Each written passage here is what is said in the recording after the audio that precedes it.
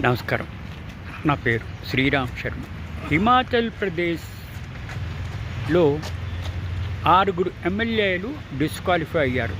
వాళ్ళని state assembly నుంచి disqualify చేశారు. కారణం ఏంటంటే వాళ్ళు పార్టీ మారారని. వాళ్ళు హిమాచల్ ప్రదేశ్ హైకోర్టులో రిట్ ఫైల్ చేశారు.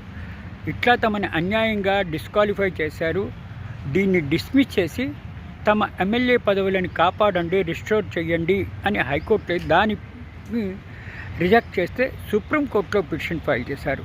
తమని అన్యాయంగా డిస్క్వాలిఫై చేశారు.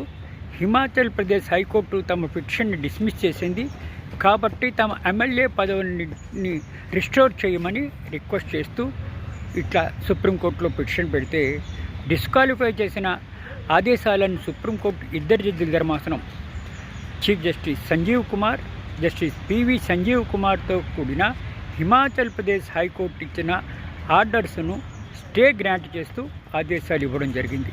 ఇట్లా సుప్రీంకోర్టు స్టే ఇవ్వడం వల్ల ఆ ఎమ్మెల్యేలు తమ పదవులను కోల్పోకుండా ఎమ్మెల్యేలుగా కంటిన్యూ అవుతున్నారు. Thank you.